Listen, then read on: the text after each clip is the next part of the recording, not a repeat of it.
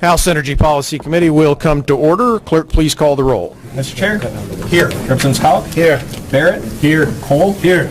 Tedder. Here. Molino. Here. Barrington. Here. Griffin. Here. Johnson. Here.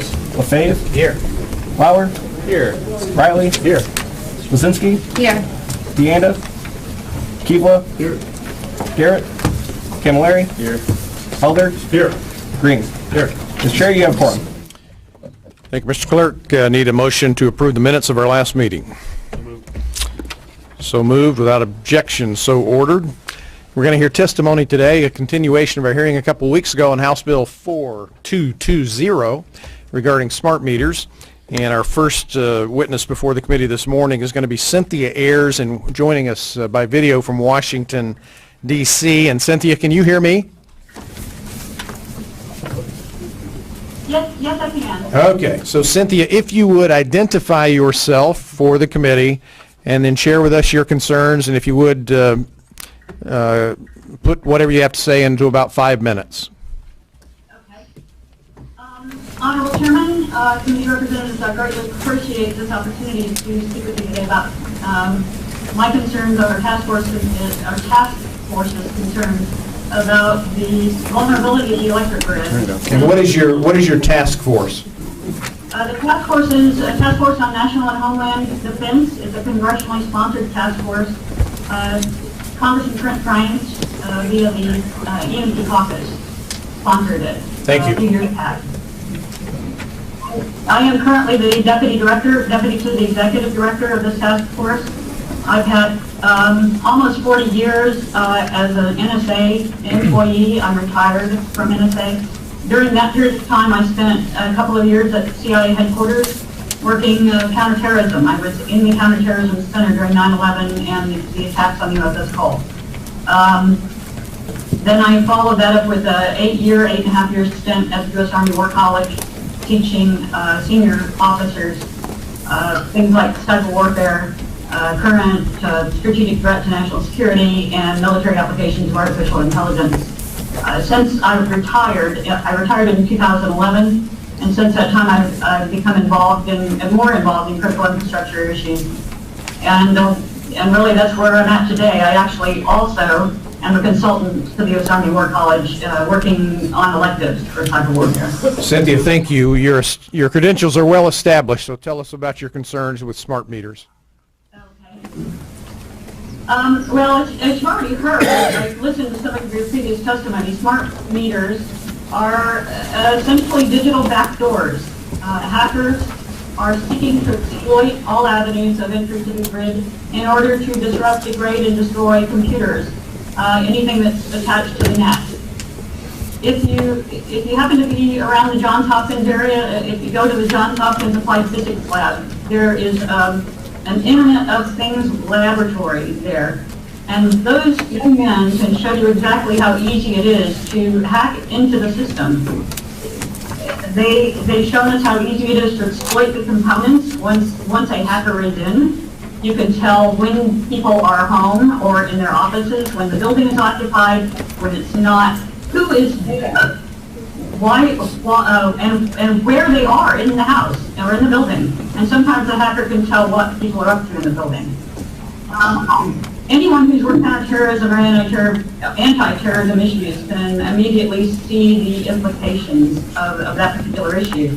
If you imagine that any sort of ubiquitous usage of Internet of Things technology and smart grid technology can really, with a coordinated effort against a country's leadership, can provide access to leaders and their families to the extent where, unfortunately, representatives of nation states or terrorists could use nation for targeted assassinations or kidnapping.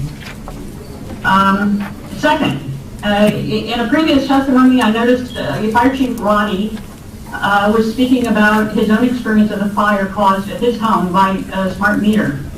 And he installed one at that. He expressed concern that there were no surge protections on these smart meters in general. This is key. And it's huge in a bigger way, probably a bigger problem than even the fire chief imagined. Heavy surges occur, really much, much bigger than the normal surges that you would occur on a daily basis, with things like a high altitude nuclear explosion, which again would be cause an attack, an intentional attack against our nation. But they can also occur with great geomagnetic storm, which is caused by solar flares, coronal mass ejections from the sun. The most famous one in 1859, the Carrington event. If you've ever heard of that, it was essentially the worst on record. If that had occurred, if that particular coronal mass ejection had occurred today, it would have taken down electric grids across the world, all over the world, and it would have resulted in a massive number of fires. Simulations of a high altitude nuclear attack, which is also known as a EMP, electromagnetic pulse, performed on buildings, have given us a great deal of data on the possibility of fires or firestorms associated with the aftermath of such an attack. The more smart meters we have installed means there will probably be more fires in the event of either one of these occurrences, and unfortunately larger firestorms and more immediate deaths. In the Congressional Commission's report, there's an EMP Congressional Commission. They reported in 2008 that firestorms were considered a distinct possibility, especially in areas of drought, and that was with analog systems.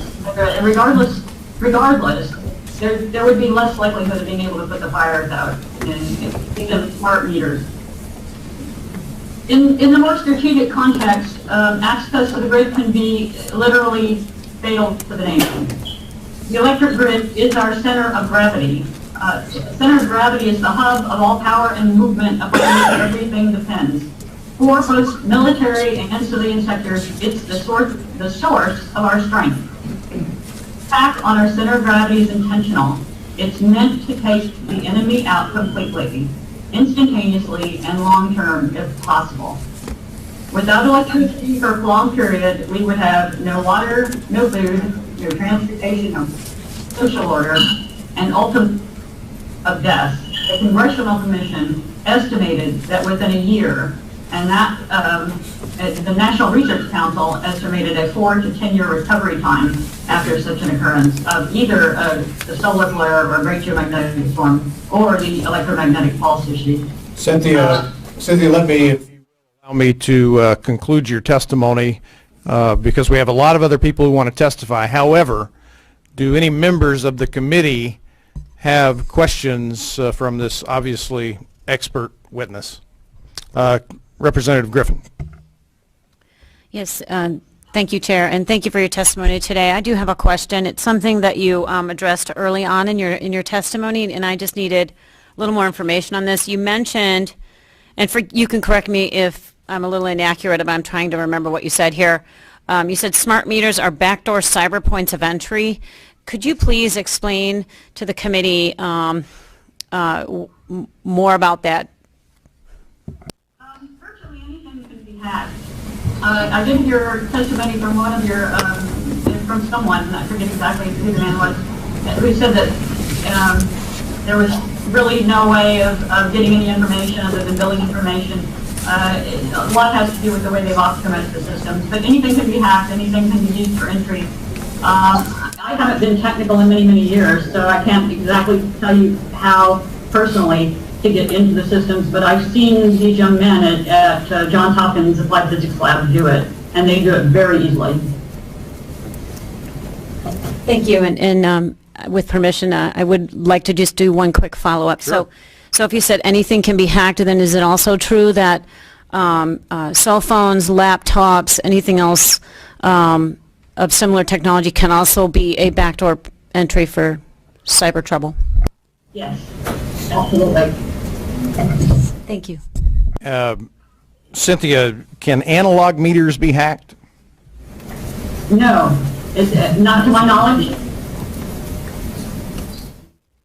Representative Barrett. Thank you, Mr. Chair. Thank you for your testimony. To follow up on that last question about the laptops and cell phones and things of that sort, if those were hacked, they would not pose a threat to the entire power grid, though, correct? It depends on what Hooked up to, usually the things that pose the most threat to the power grid would be the control systems, the SCADA systems that are hooked up to them. Right, but an individual's personal cell phone or personal laptop or, smart TV that they're enjoying in their home is not going to pose a threat to the grid if it's hacked by an individual with intent to do that. Hooked up to, in this case, if you have an Internet of Things and your TV is hooked up to the network, and the smart meter provides access to the grid, then yes, it could actually Sure. provide it. But it would be through the smart meter that would be the vehicle still, correct? Okay. Thank you. Thank you, Mr. Chair. Representative Griffin. Hi, thank you. One more follow-up question for you, please. I am familiar with the EMP pulse technology and that type of stuff.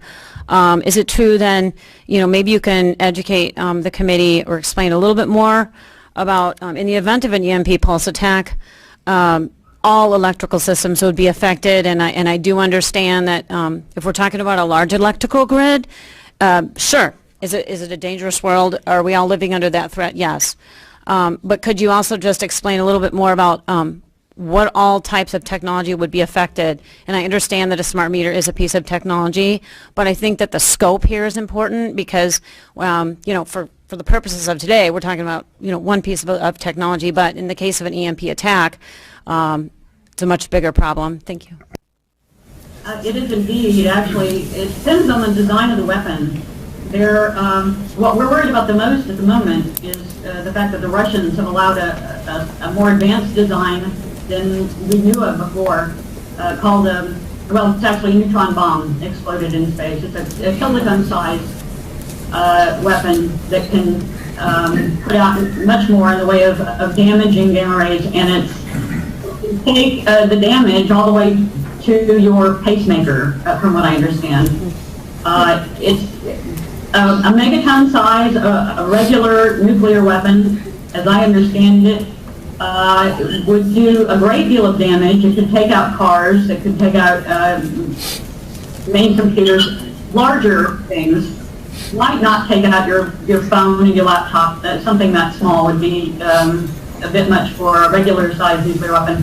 But I don't think I think it's more likely at this point that an advanced weapon would be used, mainly because that is what we believe the North Koreans have been testing. Cynthia, let me, if I may, cut you off there. We do, in fact, intend to have a hearing at some point later this year on the overall threat to the grid and what we can do at the state level to secure it, and we certainly want to have you back. Any other members of the committee have questions about smart meters in particular? Vice Chair Houck. Yeah, thanks for your testimony. As far as the smart meters having surge protectors in them, I know that there's no surge protector that will stop lightning. I mean, that'll pretty much blow everything out. Now, these attacks, do we know what they will be, and do we have surge protectors in place now that will stop them, or are they going to be so powerful that no surge protectors will be able to stop those also? There are surge protectors of sorts. I don't think they're quite called surge protectors. It depends on what we're talking about. There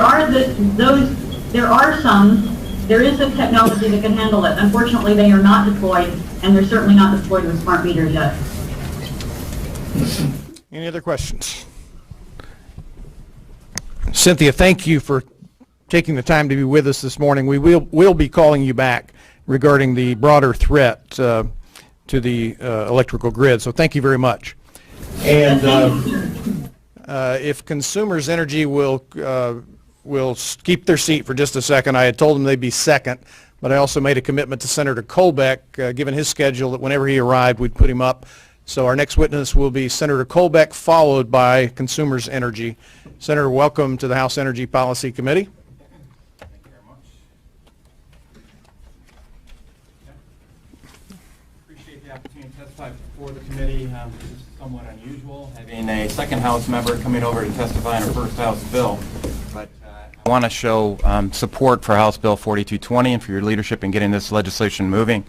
During the recent energy policy discussion, there was a lot of discussion around system reliability, and that was talked about in, as the PowerPoint gets up here, that was talked about in context of power generation capacity, but there's a broader issue around system reliability that I think we need to address as policymakers. And I want to first express my thanks that Cindy Ayers was able to come in and testify today.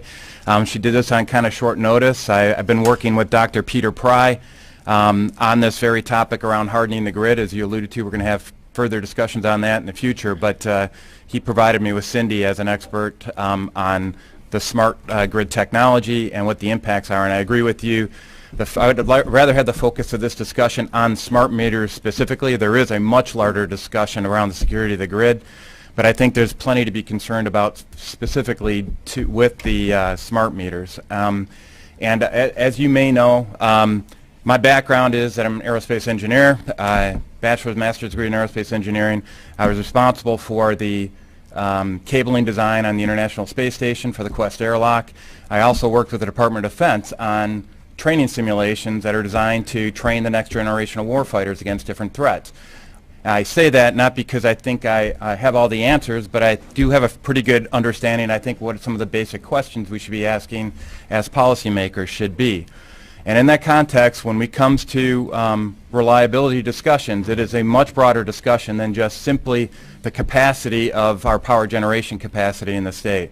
And when I look at what happens with smart meters in particular, I'm concerned that it's actually putting our homes, our nation, and frankly, even some of the power suppliers at significant risk. And I don't know if we're quite ready for the presentation yet, but I'm going to skip ahead here. And one key thing I want to make sure people understand is the fact that smart meter itself is the foundational component of what they call a smart grid. And that's kind of what Cindy was focused on, was the overall grid implications on it, not simply the individual smart meter. But these are like the basic Lego blocks of a smart grid. So if this Lego block goes south, oops.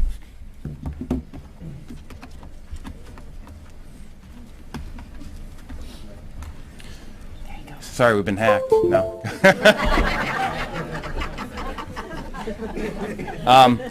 So these are foundational components. This is a picture of the smart meter that I have outside of my home. And Representative Griffin, to your point about hack access points, there's a little knob right up on the front there with a special tool. You can actually bypass all the rest of the firewalls, get into that directly, and unless that tool is under control, you have an access point. Now, it only puts, to Representative Barrett's point, it only puts the AMI itself, this local network, at risk, but it's conceivable that that could be hacked and extended into other areas of the grid as well. But I want to make sure that we're talking about what is the real risk here with the smart meters. These are foundational components of these smart grids, and they connect essentially every home to AMI, a digital communications network. Unlike an analog meter, which is just simply reading the current coming into the home, these smart meters are both, they take information from the home and they actually provide, they have ability to put control signals to shut off power as well. Senator, if I can just note for committee members, you have a copy of his presentation, paper copy. So I'm not going to go through all these various security threats, but the key word that I want to highlight is that, remember, in context of our energy policy discussion, the key thing was about availability of power. And when you actually go off and do a detailed analysis, as they did at the California State University out in Sacramento, of what all the threats are, and I've done similar analyses before as an engineer, as failure modes and effects analyses, they highlighted that availability was one of the key consequences of these various security threats. That means the system reliability is at risk. That means that the power that's provided to our homes, to our businesses, and to our government offices here are put at risk with the addition of these smart meters. That is a risk that is not entertained when you have an analog meter. So I just want to put these into three broad categories: national security, Cindy Ayers already addressed that; business liability I want to talk about; and family security. So national security, this is James Woolsey, former CIA director. A so-called smart grid that is vulnerable, as what we've got is not smart at all, is really a stupid grid, and she highlighted what some of the concerns were. Now, this is a real risk. This is something that is filed, if you go into the business risks associated with, for consumers and for DTE, under their SEC 10K filings, they have to list the business risks. Under those business risks, the cybersecurity of their system is specifically highlighted as one of the key concerns, because that shuts down their business operations. Now, they just so happen to have the government as a risk backstop in that context, but it doesn't make it any less of a risk. This is a very real risk. This is not a pie-in-the-sky idea. Now, let's get back down to brass tacks. What happens to our families? What risks are we put in place with that? When we actually look at the smart meters that are in place right now in our homes, there's no surge protection, which leads to fires. There's no conducted emissions filter, which leads to premature appliance failures. There's a cybersecurity backdoor, as we talked about earlier. And also something that hasn't been talked about is this infrared light emission that can be used by bad guys to identify whether or not somebody's at home or not, because this does flashes based on the rate of energy consumption in your home. And there's no circuit breaker between the meter and the power source, which also leads to fire. So with that being said, I implore the committee members here to take this House Bill 4220 very seriously. The risk that's proposed, or that's embedded in the adoption of the smart meter technology, is not a risk that's inherent with analog meters, and we should at least give our consumers a choice as to whether or not they adopt the smart meter technology or not. Thank you, Senator Colbeck. Any questions from the committee for the senator? Okay, seeing none. Thank you. I'm sorry, Representative Camilleri. Thank you. Thank you, Senator Tu, for your testimony. So I guess my question revolves around the issues of national security. Yeah. So if other states are already using smart meters, which they are, and they're already susceptible to hacking the grid as they are, if this is the concern that we're raising today, what would change if Michigan were to go away from using smart meters, having only analog meters, and how would that impact national security? Well, first of all, it would take one point of failure out of the equation, so that's the smart meter, which is that basic building block. The approaches that a lot of states have done, including the state of California, is that when you do a failure modes and effects analysis, you identify all the different controls that you can put into place to mitigate that risk as much as possible. Those controls cost a lot of money that ultimately our consumers are going to be the ones left holding the bag in regards to paying for all these other risk mitigation efforts. And so then it begs the question, what is the fundamental consumer benefit associated with these smart meters? Right now, they're getting sacked with a lot of extra costs associated with them, but what is the actual consumer benefit? And we as representatives of our constituents and policymakers, it is our duty, first and foremost, to represent the best interests of our constituents.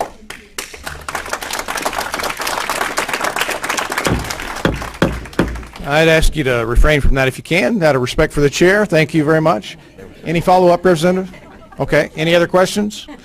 I would note that Attorney General Bill Schuette in a court filing said he found there was no benefit to homeowners from having these installed, and in fact said he thought the utilities had no constitutional authority to charge any fees for not having them installed. And I would note, to bring the committee back to the attention of this bill in particular, we're not talking about in 4220 eliminating the smart technology or eliminating the grid, but simply letting an individual homeowner who's concerned about what we've heard so far and other considerations give them the freedom to choose to protect their home if they see fit. Senator, thank you very much. Consumers Energy folks, if you would come up, and again, if you would limit your comments to 5 minutes. And folks, we've got so many cards, I can just tell you in advance, not everybody who put in a card is going to get to testify today. And it would be my intention next Tuesday at the meeting, our meeting, not to take additional testimony, but to have the bill up for a vote. That's my intention.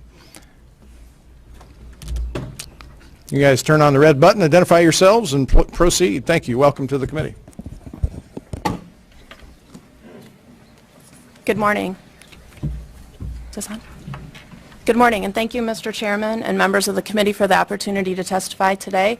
I'm Lisa DeLacy, Executive Director of the Smart Energy Program at Consumers Energy, and with me is Dennis McKee, one of our two Smart Energy Communications Directors. And we are here to testify in opposition to House Bill 4220. But before I talked about our concerns about the proposed bill, I wanted to share a little bit about Consumers Energy and a little bit about the Smart Energy Program. So first, I wanted to start real foundational with Consumers Energy, in order to deliver electric power, relies on a whole distribution system to do that. And parts of those, the components that make up that distribution system, are substations, poles, wires, transformers, voltage regulators, and the electric meter. The electric meter is an essential element of that system and is foundational to having an accurate billing system. So these, and I will say too, over the course of consumers' history, we do make investments that have customer value, and Smart Energy is not an exception to that. There is value with these meters.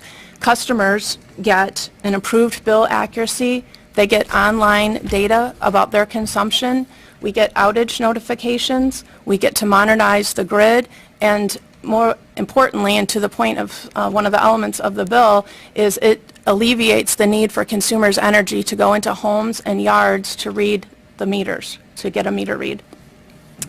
The other element that is foundational for these upgraded meters are the new voluntary customer programs that we get to offer, like peak power savers, time of use pricing, and pay my way. So presently we have over 1.4 million upgraded meters across the state, and by the end of this year we will be done and at 1.8 million upgraded meters. And although we began the installation back in 2012, we did have several years of research deciding on what would be our technology solution for our customers. And we decided on a point-to-point cellular technology, and that is unique. We're the first large utility to make that choice. And our technology choice depends and utilizes the existing cellular network, and it greatly reduces the security and privacy concerns.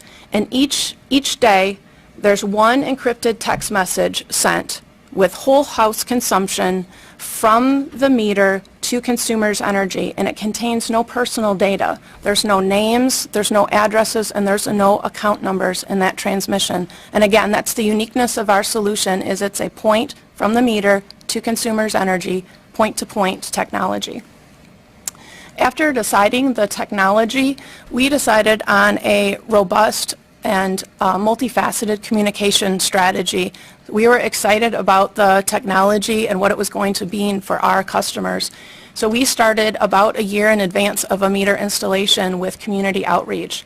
And then a month in advance, we'll send a postcard to the customer. 2 weeks in advance, we send a letter. A week in advance, we'll make a phone call to the customer, letting them know in the following week that they're going to get their upgraded meter. And the day of the installation, we'll hang a door card. In all of this written material, if customers have questions or concerns, we have our phone number and our web address. If a customer does want to opt out, we have a conversation with a customer. We want to understand their concerns, and we also want to explain the benefits of the meters. So it's a real treated on an individual basis, trying to get to that best solution for our customer. Very proud of our communications strategy, and we've seen improved customer satisfaction with that. From the time that we started, we had a 40% improvement in customer satisfaction, and most recently we've had 140% improvement in customer satisfaction for customers that went through our experience of the upfront communication all the way through to the meter installation. Over 99.55% of our customers have accepted the meter technology, but we know that, and we have an option for customers that did not want to choose that option. And so we call that our non-transmitting meter program, and it utilizes a digital non-communicating meter, and it is structured for the customers that participate in that program are paying the cost for those programs. So in conclusion, Consumers Energy does have significant concerns about the proposed regulation. It conflicts with existing data privacy and security policies. It would impair our ability to deliver safe, accurate, and cost-effective service to our customers, and it does shift costs from customers with the older technology to customers that have accepted the newer technologies. And I did bring examples of the different meter technologies.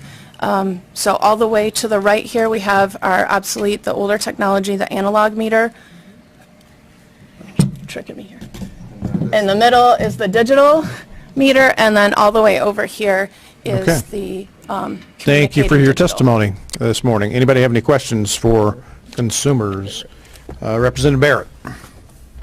Thank you, Mr. Chair, and thank you for coming in to testify today. I wanted to ask you a few questions, if I may. If an individual wanted to opt out, does Consumers Energy notify them that there are opt-out procedures, or is it incumbent upon the individual to call and inquire on that on their own? It does require outreach to consumers, so they either can call us, they can go to the website, or they can, if the installer's there, have a conversation with the installer, but the installer will forward them to the call center. There's no notification that an individual may opt out. That's completely left out of all the communications. You would have to self-initiate that conversation? Yeah, it's handled under the phrase of if a customer has a concern or a question. We Okay. don't use, if you're asking whether we have opt-out, those words in our material. Or we do anything that not. would lead an individual to believe they could opt out? Our website specifically has But none of the opt-out communication that instructions. goes to the houses would lead an individual to believe they could opt out if they chose to? I would believe that would be under questions and concerns, but there is no language that says opt-out. You are correct. Okay. And then you mentioned that there's only one text message sent a day that has your entire total use. Whole home consumption, yes. How are you able to then identify the time of use discounts that you were describing? So it's broken up by hour. So the text message that comes through is only done once a day, but it is much more granular in its Yes, in 1 its hour. composition. Yep. Okay. And then are you able to completely be certain that a smart meter would be unhackable from an individual intent on trying to compromise it? So you can't control the grid from the smart meter. Well, that and wasn't my if- question, though. If you hack the smart meter, you're going to get consumption data, and so there's no personal information there. Could an individual hack a smart meter to disable an individual's energy capability, so to essentially turn it off so that the home would go dark? I'm not going to say it's impossible, but it's very improbable. There are field controls in place and also controls back at our firewall and within our internal infrastructure. Okay. And then, Mr. Chair, I'm sorry to ask so many questions. I just had a couple left. The $10 that is purported to cost to go out and manually read a grid, I believe I've been notified by consumers that my grid or my meter is going to be swapped out at some point soon. If I maintain the same consumption over that time, would I have a $10 savings afterward? So let me explain the pricing for the program. The pricing is really based on the cost of that particular program. And so there are three major components that make up that pricing. One is to maintain the older infrastructure, so actually the equipment that the meter reader has. It's also to have either the people or the systems costs related to the exceptions process, and then it's also an element of restoring the premise to our standard meter configuration when a customer moves out. I am sorry. I'm just an Army grunt, and I didn't understand a word of that. Okay, ask so your I question again, apologize. I'm sorry. So if I suppose I used, I don't know, what an average, whatever it was, 100 kilowatt hours or something like that, and then the next month I consume the same amount, would I have the $10 savings once the smart meter is installed at my home? I'm confused by your question about savings. I'm not Well, sure what I you're... suppose if I were to keep my standard meter, there's the assumption that it costs the grid $10 for me to maintain that, correct? Otherwise, it wouldn't be justified to have the $10 a month surcharge. I think I'm not explaining the cost of service model very well, because it's not, I wouldn't characterize I it guess as a savings. maybe I could simplify it. By my understanding, if I were to choose to maintain the non-communicating Existing. meter, right, or opt out of the smart meter technology, consumers would maintain that that's about a $70 upfront cost, and then a $10 a month thereafter charge for them to have someone manually come out and read And my smart maintain the to read the equipment meter. and such, yes. If I were to go with the smart meter and have the same consumption as I had the month before the smart meter was installed to the month after, would I then achieve a $10 savings to mitigate that cost to the grid? Otherwise, I don't see how you could charge me the $10 if I And opted 70. out. And 70. And the $70 up front, I suppose. The cost of service, you want to give it a try? I'm We've not- got what we've explained to the Michigan Public Service Commission, our legislators, and and in the hundreds of meetings that we've had around the state, is that it's a $750 million program with a $1.9 billion benefit to our customers. So the question naturally is, will we see a drop in rates? And the answer is, we will be able to control our costs going forward, but you're not necessarily going to see a drop in rates because of this change in this aspect of our business. There are so many other elements that go into the rates for serving our customers, maintaining a reliable system. Well, Mike, I think, can I jump in? Absolutely, Mr. Chair. I think Representative Barrett's question, as I understand it, is you claim that it costs the utility $70 up front and $10 a month if you keep your analog meter. If somebody agrees to take the smart meter, why don't they get $70 off, a premium off their bill, and $10 a month off their bill? If it's costing you not to have the smart meter, then why don't you give that customer a rebate if they accept the smart meter?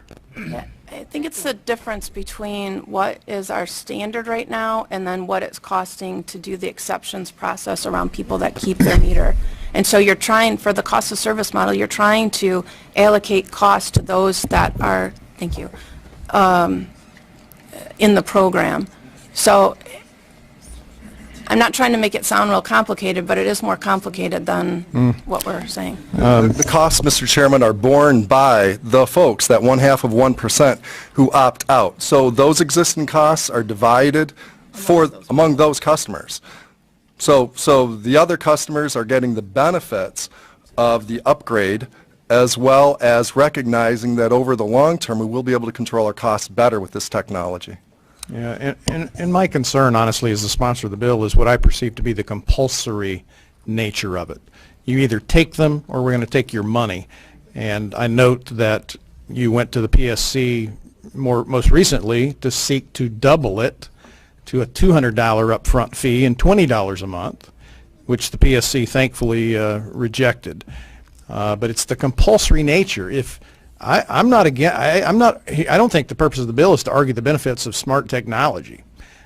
We heard some testimony today that says maybe we should consider the broader question from a security standpoint. But if it's such a tiny percentage, I don't understand the big fight about letting folks choose for themselves without this compulsion of either take it or pay up, one way or the other. Philosophically, the cost shift. Again, out of respect for the chair, even if you agree with that, please reserve. Anybody other questions? I just had Representative one more, Barrett? if that's okay. Sorry, my last question. I posted something about this bill on a community Facebook page in my district and had about 120 comments from individuals, and it happened to coincide with around the time when Consumers was coming through the area to upgrade meters to the smart technology, and quite a few people mentioned that their bills went up substantially after the smart meter was installed. In fact, there was I believe News 10 did a story about this, about people feeling that their bills had gone up. Some people said they doubled. Some people said they went up substantially. What would you suggest that I advise those constituents of mine that have called to complain about that to me? Yeah, I can answer that. So the meters are accurate. They are 100% tested by the manufacturer, and then we test a sample size out of each shipment. For the investigations that we have done for high bills, they have come down to some main reasons, and those are a change in customer consumption, which the customer can go out to their online data and confirm. There are also past due balances that have been attributed to that high bill. Most recently, even a budget plan adjustment that happened caused the bill to go up. Because remember, the bill is,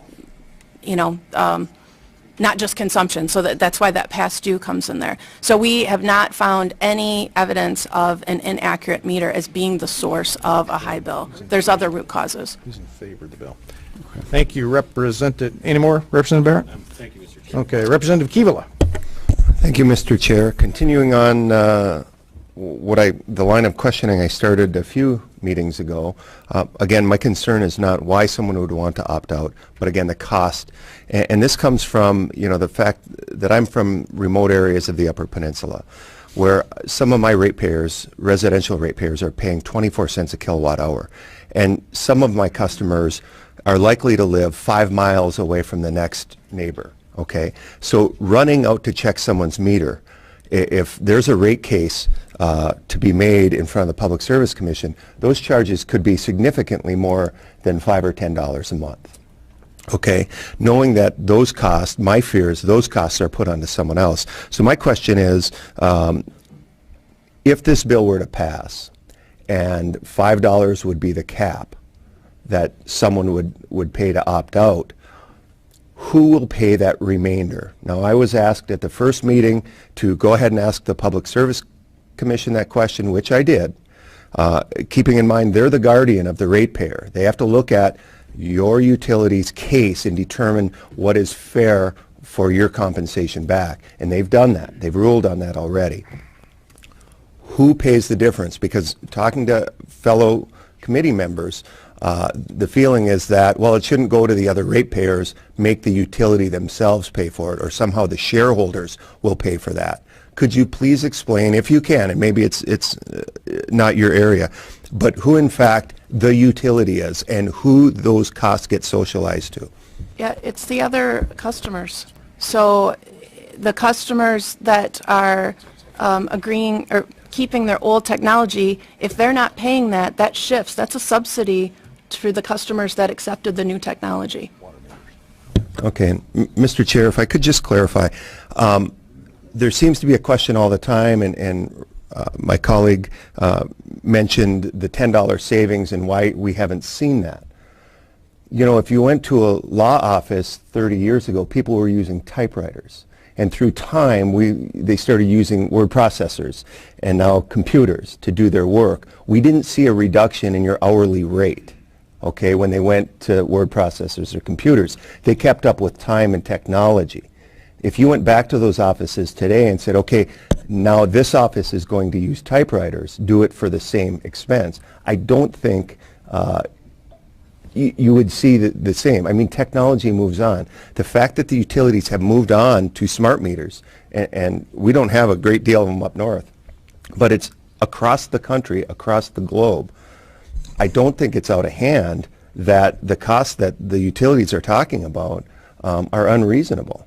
So again, I just want to go back to, are we fairly compensating the utilities for the people that opt out? Because my fear all along is that the additional costs go onto the ratepayers that don't deserve, especially when they're paying 24 cents a kilowatt hour. So thank you. Thank you, Representative Keevil. I'd note that the bill does allow for people to self-read, which I believe the utilities already allow. And in that case, there would be no need for a meter reader, or maybe once a year as the bill provides. But Representative Tedder? Thank you, Mr. Chair. I guess I'll first begin by saying that philosophically, you know, I wholeheartedly support an individual's right to opt out, to go with a non-reporting digital meter. But I have similar broad questions. I don't know if they're all going to be answered today, but the fundamental question is, you know, as one person asserts their rights, which I wholeheartedly support, at what cost is that to their neighbor? And again, I don't know we're going to answer that today, but if you could tell me how many people currently opt out at the present? So we have, we like to think of it the other way, that how many people have accepted the meter technology, so that's 99.55%. But the number of actual customers that have opted out is right around 7,000. Okay. All right. That was... Yeah, go ahead. Can I also add one point, is that, Mr. Chairman, Mr. Tedder, initially when we saw opt-outs, part of that reason was because there was a lot of information, misunderstandings, that we corrected on our webpage that our customers could go to better understand the specifics about the Smart Energy Program of Consumers Energy. Oftentimes people would take general information from other places and try to apply it erroneously to the Consumers Energy Program. So we did a lot of outreach, and in doing so we spoke with a lot of customers who initially opted out for reasons that aren't even based on the technology that we're using. And we've had more than 3,000 customers who initially opted out, opt back in, and take the new technology once they understood the facts about our program. And yeah, if I may continue, so you're looking at about $70,000 a month, providing that you're collecting off of those ratepayers. Just curious, and again, something perhaps you could report back on, but, you know, how many people does it take to cover that number of customers, and, you know, and what is the cost? You know, I live in a more consolidated area certainly than Representative Keevala, but as fewer people opt out of the service, there's naturally a cost associated with that. So I don't know. I'm not in your business. I'm not advocating for or against your business model, but it seems that $70,000 may fall significantly short to cover the costs associated with the reading. I don't know. I'd like to know the answer to that, and also maybe think about how you envision a self-reporting model, because what I would perceive is maybe a smartphone captures a photo of an individual's meter, they email it to somebody, that person receives that information, they enter it into a spreadsheet or some sort of program. What is the cost associated with that? And again, I wholeheartedly support, like Chair Glenn, I care not the reason why people don't want a smart meter, but again, you know, each of us representing approximately 90,000 people, we need to make sure that those costs are borne by those that seek to opt out. Thank you. Yeah, philosophically, I think that is the question about the opt-out costs. So, and originally when those cost structures were calculated, it was based on an assumption that 1.5% of our customer base would opt out, and as I shared earlier, we have about 0.5%. So the costs have remained about the same, and we're spreading it across a smaller customer population. Did you want to answer that? I think it's also worth mentioning the number of meter readers that we would have to maintain. To answer your question directly, Mr. Chairman, we have 335 meter readers in the state right now. We expect the Smart Energy program to affect 200 meter readers. We will need 200 less meter readers. We will still need approximately 135 meter readers across the state to continue reading the opt-out customers' meters, as well as reading the meters of our gas-only customers for now. Just from a pure geography perspective, right? Yeah, and so that gives you an idea of the numbers that we're talking about. And then you asked about self-reporting. Self-reporting still requires meter readers, and we still have to confirm those reads. We do know what the bill says, Mr. Chairman, but we also know, as a matter of fact, in conducting our business, that we need to read meters to confirm the reads of individuals and to ensure that accuracy is maintained. That's one of the reasons why we're utilizing the technology that we're doing, to eliminate estimated meter reads, and those reads by the customers continue to be estimated meter reads. And we know that customers are not satisfied when we go out and read a meter and say they've read the meter and there's some sort of inaccuracy there. That catch-up bill is a big deal to a customer. For whatever it's worth, members of the committee, you know, we heard testimony 2 weeks ago about 5,000 homes being estimated to have to be rewired to be able to accept to accept the smart meters, and that means the people who don't use smart meters are subsidizing your cost of installing them and rewiring those houses, if in fact that's the case. So, I mean, this subsidy thing goes back and forth, but if in fact it is entirely as you say it is, and the subsidy only goes one way, and I was not a math major, but I did a quick calculation here. If 7,000 constitutes 1/2 of 1%, and they're paying right now $190 the first year to opt out, that totals 1.3 million. The remaining total number of customers, if my math was correct, is about 1.4 million. We have 1.8 million electric Okay, so customers. 1.8 million, and that means that would mean it's even less. So that means it would be somewhere in the area of 65 cents a year if everybody else was paying for the cost of the $190 that's being charged to somebody who wants to opt out. Representative Lisinski. Thank you, Mr. Chair. So I have a question following up on this line of thinking around the Public Service Commission hearing that was held. So I went and read the documents pertaining to this matter in the most recent rate case last week, Tuesday afternoon. So I'm trying to clarify my understanding around that. So when I looked at the ruling itself, it highlighted what you stated, that instead of approximately 1.2, 1.5% of folks opting out, you're down at about 0.55 or 0.6% opting out. And my understanding of the ruling was not that the Public Service Commission described the rate that you had proposed, the increased rate that you had proposed as inappropriate, but rather that because the percent of customers opting out was different than what the original calculation had been done, that they recommended that consumers wait until the end of the installation period at the end of this year to determine what that true and actual rate of opt-out Yep, is. you understood that before correctly. Yep. calculating the rate. So it wasn't that there was a determination made that the rate proposed by consumers was too high, but rather that because there were fewer, the folks were more just implied then that larger cost of keeping, maintaining, and reading had to be spread across a different number of people than originally calculated. Yeah, you understood that correctly. I took that in just my simple language to wait for certainty. Wait till you know how many people have really opted out. And they requested that instead you roll that into your next major rate case so that a determination could be made That is when the correct. actual number of opt-outs was determined. So there was no determination made on whether or not that was a true and appropriate rate in front of the commission, but rather a decision made to wait until the numbers were certain so that a true and appropriate rate could be determined. Okay.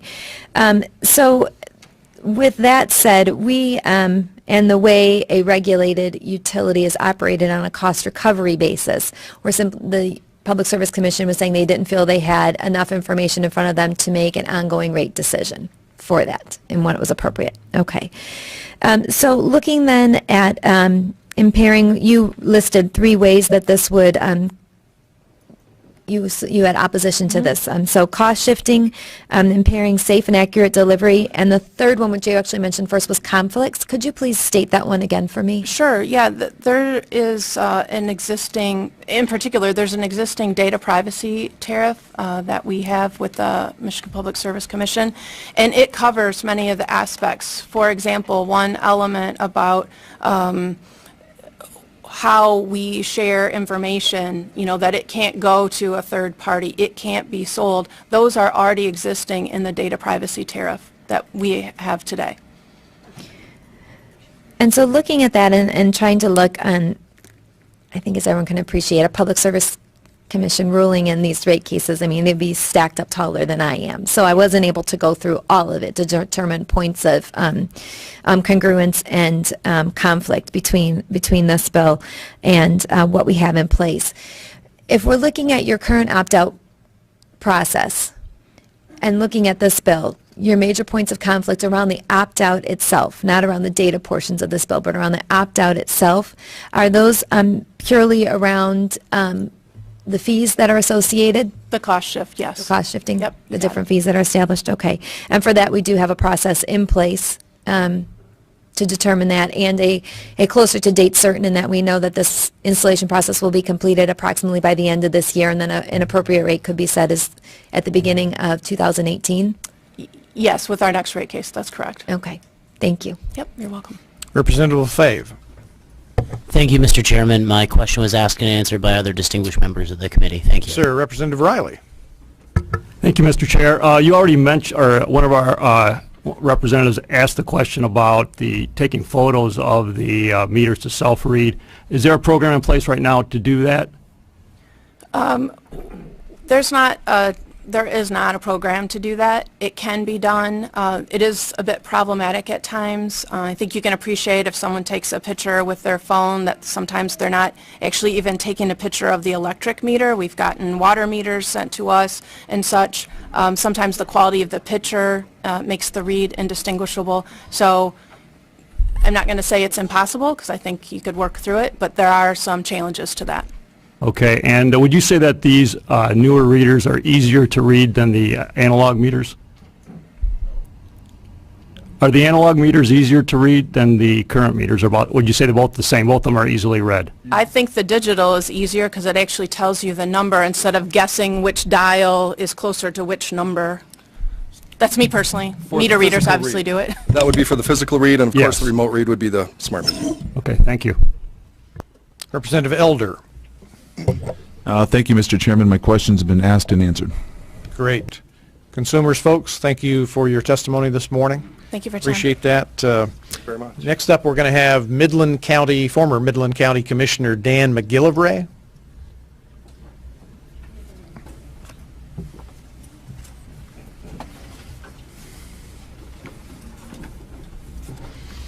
And then behind him, if David Lanier would be prepared to come forward. And then after him, James Taylor from the Charter Township of Van Buren. And Mr. Taylor, it might be of interest to you that we have, in discussions with some of the municipalities, the Township Association, Municipal League, that we're going to separate water meters out. That's our intention, to separate water meters out of this bill into a separate bill. But you're certainly welcome to testify if you wish nonetheless. So, Commissioner McGillivray. Yes, I was shown how to set this up, but I forgot. I can't do it. Things have changed from when I came down. We got somebody coming to help you there. Okay. Mr. Chairman and representatives. There, thank you so much. And it's up. Thank you, Mr. Chair, for this opportunity to address my concern with the smart meters and House Bill 4220 this morning. I'm coming before you as a former Midland County Commissioner, and I'm one of those who called consumers and agreed to pay to keep my analog meter. And I was told I could keep the analog meter for now. Many of my friends think I'm crazy for paying for something not to be installed. I believe it's a cheap insurance to protect my finances during this time of transition. True, privacy, security, health, and safety are valid concerns, but to my way of thinking, the financial impact is the biggest threat to our way of life. I believe this smart meter revolution could be the final nail in the coffin of the middle class.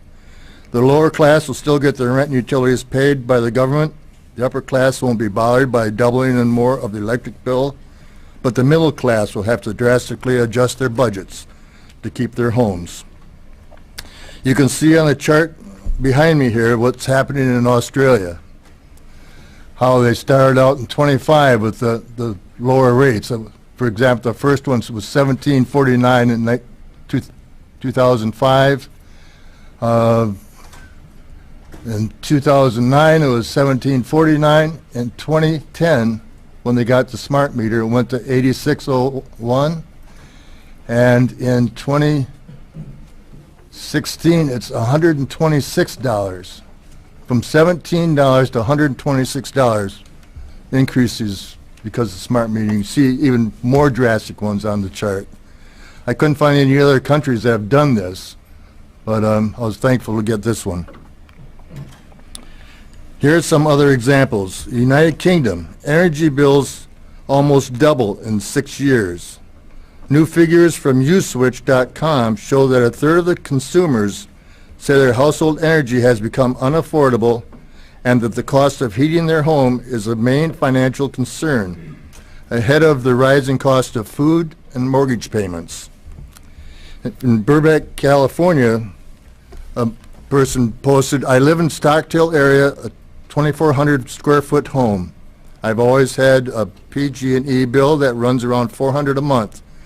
During the summer, the hottest time of the year, my bill had gotten up to $800. In walks smart meter. My bill is consistently between $800 and $900 every month. What's going to happen this summer? The truth hurts. My house has had 2 bills over $600 in the roughly 8 months since they installed the new smart meter. We're extremely happy with our bill in the neighborhood of $200 to $300. We live in a 14 square foot house in the Orlando area. It has been completely redone with new air conditioning, new windows, new insulation, new roof, and new gas-powered heater." Posted by Kilowatt. We actually moved out of our house last summer for an upgrade, everything to make it more energy efficient. When our bill doubled from 200 to over 400 between November and December, I was shocked. In closing, for those examples and many more, we believe we must be able to keep our analog meters, at least for the time being. I suggested it's not the user who's taking advantage of the utility companies, but the utility companies that are doubling and tripling its profits by simply installing new meters. I propose the utility companies look at the historical data for each user, base their bills on that, and give back the money that they knowingly stole from the trusting customers. I greatly appreciate your work on Bill 4220, and I urge you to specify that we can keep our analog meters. Then vote yes on House Bill 4220 as introduced by Chairman Glenn with bipartisan support. But please don't stop there. If with the old meters we're getting more power than believed and consumers are still making a profit, as any good monopoly will, then homes with smart meters are not suddenly using more power and should get a much lower per kilowatt hour until serious discussion can occur to make it fair for all. If I'm using the power, I need to pay for it, but at a reasonable rate, no matter what meter I have. I would love to seeing you do away with electric monopolies in Michigan. Commissioner will address that larger question as the year proceeds. But thank you for your testimony. One real quick. Real quick. Have bidders come in with or without smart meters. And this I just received yesterday, according to a new study published by IEEE and carried out in University of Twente in collaboration with Amsterdam University Applied Sciences. Smart meters give false readings that are up to 582% higher than actual energy consumption. Commissioner, I saw that article. Do you remember what publication that was in? I'm not sure. I got it as an email, and yeah, I don't remember which something. Copy of that from my distribution. Okay, good. Any questions for Commissioner McGilvray? Representative Lauer. Thank you, Commissioner. I was just curious, are you comfortable with the fact that the chart you've cited here came off of Wikipedia, or are you familiar with any other sourcing of that chart? No, I'm not. Just Wikipedia. Thank you. Any other questions? If not, thank you, Commissioner, and David Lanier. Thank you.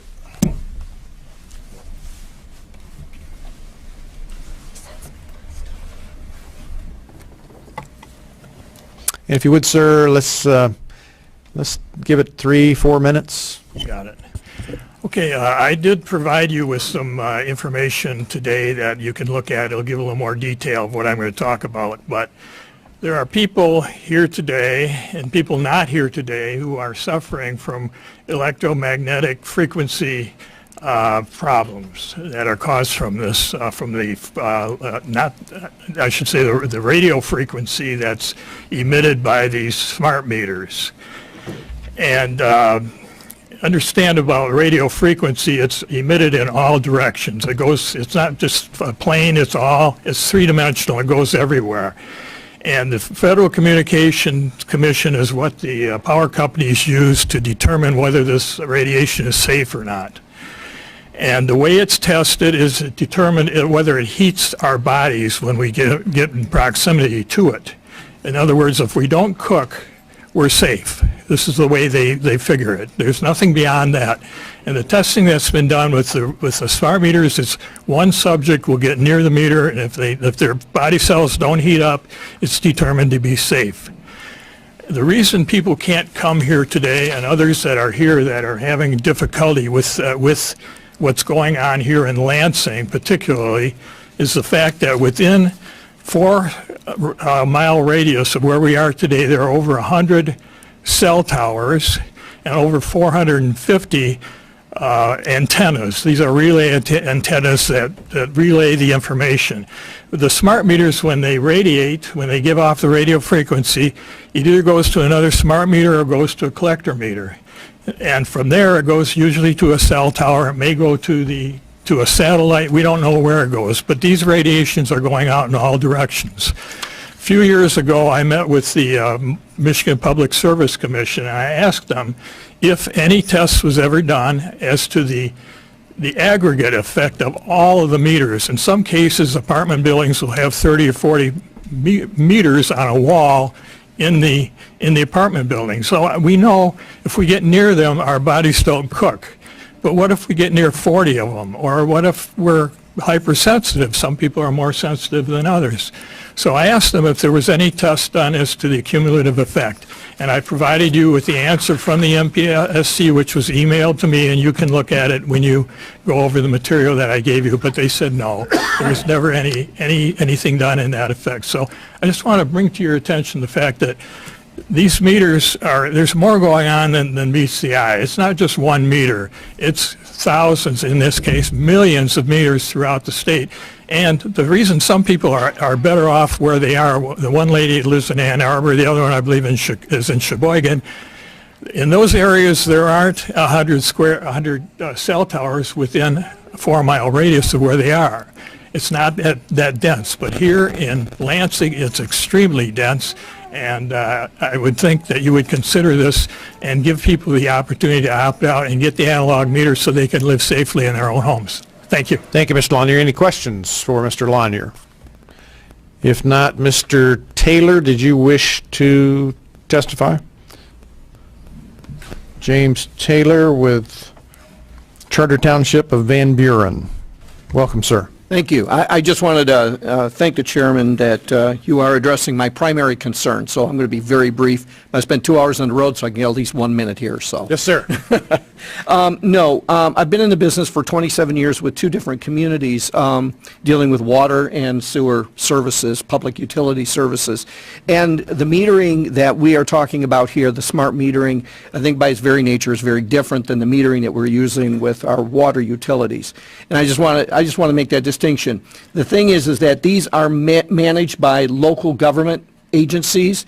These are public water utilities and sanitary collection systems. They are not under the purview, so to speak, of the Michigan Public Service Commission, but they're actually regulated by the MDEQ and the EPA. And I think that as probably has been determined, that would be a more appropriate venue to take a look at our metering and see if there are some things that we need to do in our industry. And with that, I'll just close my testimony unless there's any questions, sir. Thank you, sir. It was not my intention as a sponsor of the bill to put the municipal utilities under the authority of the PSC, since you are not now. So Yes. we're going to carve out the water meters and utilities into a separate bill for later consideration. Yes, and we'll be very happy to cooperate with any information, anything you need regarding that. We'd be more than happy to help you. Great. Thank you, Thank sir. Next up, Michelle Risen. If she is here. Michelle, I know we heard from you 2 weeks ago, but I understand you've got something new to add. So if you would take 3-4 minutes. Okay. Well, I'm going to stick to my prepared statement, although I have three things. There'll be time for questions afterwards. Okay. Great. Today I will talk on meter choice legislation in other states, data tracking, and the high costs of electronic meters. I'm Michelle Risen, an environmental engineer, receiving my bachelor's degree from Michigan Technological University. I've been studying the effects of smart meters since 2011. Electronic metering technology enables data tracking, which is a property rights, security, and privacy issue. Disputes involving electronic metering continue to escalate, including a Michigan foreclosure and a murder investigation. I will also discuss some of the undisclosed costs associated with this technology. Though first, an update about utility meter choice legislation in other states. There are 21 utilities within 11 states that currently have an analog option for the consumers. 3 states with statewide analog options, and 5 states, in addition to Michigan, are considering analog choice. The state of New Hampshire passed a regulation in 2012 requiring the utilities to get the property owner's consent to put smart meters on their homes. The state recognized that a smart meter can serve as a communications portal to electrical appliances, equipment, and devices, and potentially communicate, monitor, or control them. This is an infringement on a homeowner's property rights if not consented to. While House Bill 4220 does not require consent for a smart or electronic meter, it does provide for property rights protection on an individual basis. As New Hampshire recognized, data tracking, also referred to as privacy, goes hand in hand with property rights. Having a smart meter on the home provides a gateway to gaining information about the activity within the home. Analog meters do not allow for data capture, tracking, and misuse.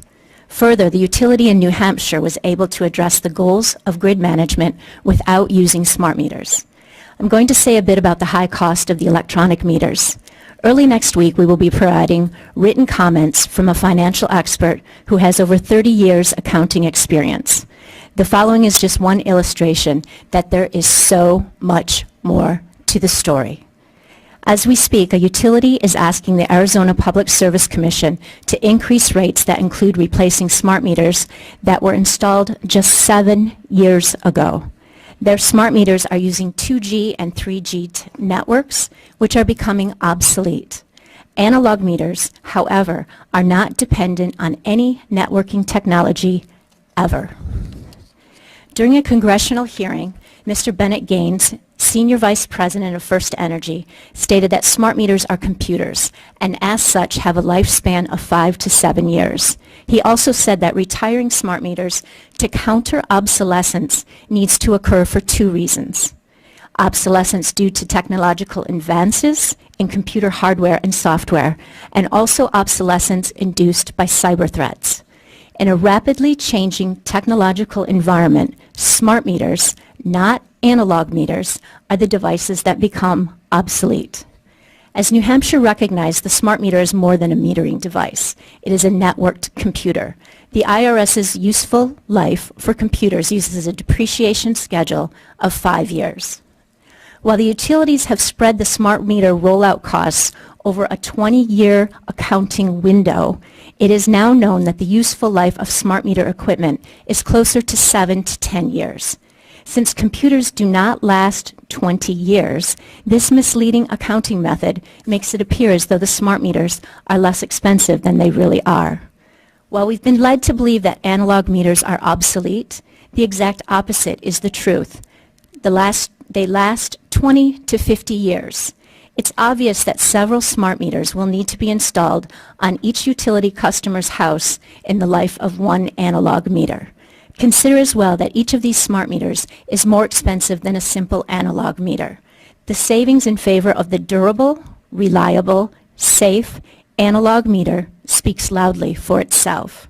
To summarize, analog meters prevent intentional and unintentional trespassing into our homes. Analog meters guarantee our individual sovereignty, providing an impenetrable barrier, a demarcation between the utility and the customer that smart and electronic meters are not capable of. And when you read the written testimony addressing analog meter cost savings versus illusional smart meter cost savings, you will see things in a different light. Ms. Reisen, are you pretty close there? Please vote to move House Bill 4220 out of committee, please. Thank you. You had that timed perfectly. Committee members, any questions for Ms. Reisen? Representative Lisinski. At the beginning of your testimony, you had referenced a murder trial. Was a full and appropriate legal search warrant forced? There is someone who's going to speak more on that if they have an opportunity. It's actually, all I can say is that the person is being accused of murder based on the usage of their water meter. Of their water meter? Yes. In this case, yes. Thank you. Yes. But there's someone who can give you details on that if they have an opportunity to speak today. Any other questions for Ms. Representative Griffin? Hi, thank you for your testimony today. Something you said I'd just like a little more information on. Perhaps you mentioned that smart meters are networked computers. Need a little more information on that. I understand that technology, as we all know, can be very small these days. We all have phones, but I just don't. I don't understand that statement. Could you elaborate? I will try. Hopefully Bill will be able to tell you more. The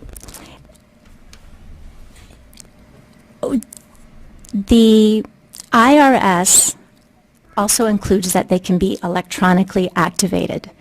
To have the remote on and off, they need to be networked in some way. The DTE system is networked as far as a radio mesh network. The smart meter talks to the smart meter next to it. That's why it's called a radio mesh. SECO, Consumers Energy meter, speaks to the cell tower. It's a cellular point-to-point system. Once the information, it then goes to their headquarters and is all tied within their system network. That's the best I can do at this moment. Any other questions? One more, Representative Griffin. Just one. I'm going back Sure. to the consumer's testimony. You, and forgive me because we're trying to really, we're in the weeds a little bit, but help me understand. So I was there too. the point-to-point communication, it is here that the consumers actually mentioned point-to-point cellular network, but I don't understand how the ability to improve efficiency of reporting of energy consumption is, I guess, is an evil thing or something that can be misused. Could you help me with that a little bit? The consumers in their 2016 and 2015 rate cases specifically spoke about the necessity of an 800 megahertz intra-network system. They needed an extra $1 million for that because of the reliability of the cellular network. So there is, the Bill will speak more on this. That's probably the best I can do on that. Any other questions? I'm going to assume this bill you're referring to is William Bathgate. Yes. And William, if you would step now. William, I remember 2 weeks ago, you spent 3.5 minutes of your 5 minutes saying stuff other than your testimony. So I want you to get right to it today. Okay.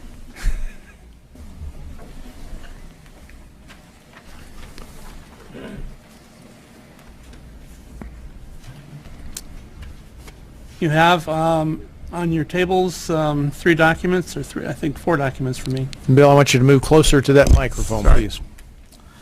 Let me get this up here. Hold on a second. It's on. So the primary document you have in front of you is this big blue document. You can follow along if you like. 30 seconds have now passed, so I'll make an opening statement. In my role as program manager for Emerson Electric on similar products like the smart meter, very frankly, if I had brought this to market with the defects that are inherent in the design, I'd have gotten fired. It's that simple. So let me go on.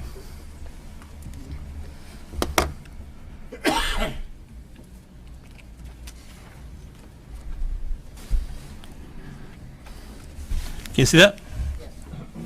Okay. So let me get to it. The first thing I want to talk about, the meter accuracy in your bill. Discussions about the accuracy of the meters and all this kind of discussion. That's questionable, and I'll tell you why.